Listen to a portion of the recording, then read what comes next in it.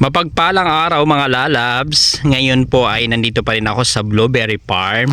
So tingnan nyo po lalabs, napakalawak. So ayan po yung ayan po yung bird net na ginagawa na may mga bagong tanim dyan. Bagong tanim ng blueberry. Ayan, kung mapapansin nyo, mabababa pa. At ito naman lalabs yung ginagawa. Tingnan nyo ang lawak o ang laki. Ito pa yung ang laki pa ng lupain na idudugtong dito sa blueberry. So ilan na naman tao ang matutulungan ng kumpanya nito para makapagtrabaho dito, makapagtanim, makapag-construct hanggang sa makapag-harvest sa kumpanyang ito. Ayan lalabs, tingnan nyo ang lawak ng farm ng blueberry dito sa Australia. So anyway, shout out everyone. Kung hindi pa po kayo nakapalo sa aking Facebook, pagkakataon nyo na po ito bago nyo po tapusin ang aking video. Lalabs, papalo naman po ako sa aking Facebook and sa aking YouTube, sa aking YT. Lalabs, bago nyo po tapusin ang video na ito ay papalo naman po, pa-like, comment, and subscribe. Papalo, pa-subscribe po pala and pa-share na din po. Lalabs, nandito nga po ako sa in between ng blueberry. Ayan po yung hot house. So dito po ako nagpa-flashing, dito po ako nag-check sa irrigation. Ayan, natulo na ang tubig. So ayan po ang aking ginagawa. So tingnan nyo naman lalabs, pumapatak ang tubig sa paso. Dire-diretso po yan, kailangan po nakatapat para tuloy-tuloy ang pagbunga, pamumulaklak. Ayan. So ngayon lalabs, may gagawin ako. Dahil may nakita, ayun ang lawak lalabs, tingnan nyo naman. Napakalawak ng walang pasok ngayon dahil today is Saturday. So dito sa farm, sa gitna, mayroon ako nakita. So may nakita ako na prutas na kailangan ko siyang makuha kasi i-blender ko siya lalabs. So ito na nga, nandito na siya. Papasukin natin to lalabs. So may mga pangalan ito. Ang ayan, ano to? Plum. May plum pala dito, may puno ng plum. So puno lang siya, wala pang bunga. Ayan yung dripping line nakatapat. And may nectarine. May nectarine din. Ayan nectarine. Antay natin na mamunga. Ito na mulaklak na. Pero ang nectarine ay mamumunga yung September pa. Pero iwan ko lang dito. Kasi yung nasa Victoria ako ay September nagtitining. So ito pa, anong klaseng prutas. Iba't iba ng klase ng prutas dito. Hindi lamang pala blueberry. Ayan.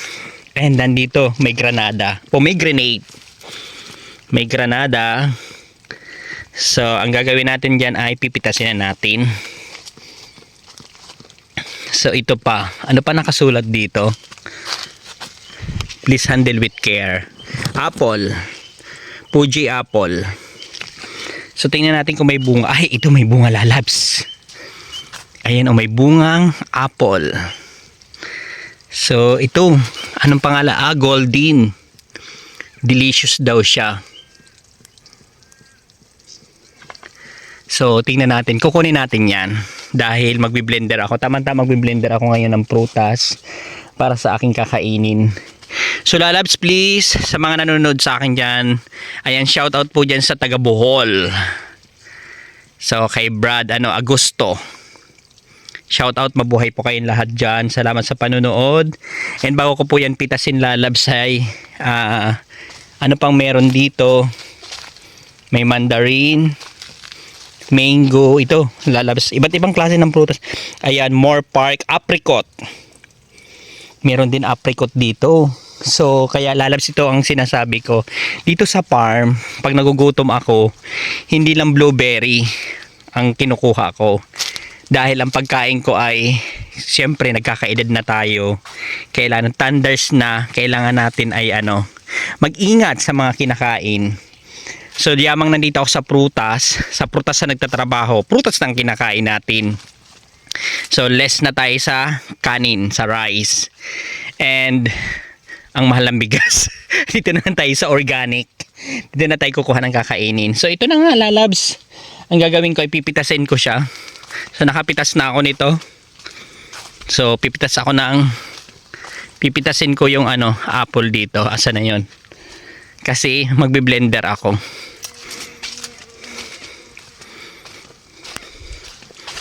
Asa na yon? Ito. Ito ay pipitasin ko na. So ito na nga, pipitasin na natin. Isa, dalawa, tatlo. May dalawa pa dun sa taas. So ito na, napitas ko na. So i-blender natin yan, lalabs. Ayan pa yung dalawa. Wag na natin palagpasin. Ayun. So ito na. Nakuha ko na. So ito na ang aking napitas ngayong araw na ito. Lalabs, bukod doon sa mga prutas, sa apple, sa pomegranate, sa apricot, sa plum, sa nectarine, sa peach, meron din olive dito. Ayan, hindi po yung grapes, lalabs. Yan po ay olive na ginagawang shampoo at oil. Anong oil kaya yon? Oil sa mukha? Sir Joaquin Agosto, shout out.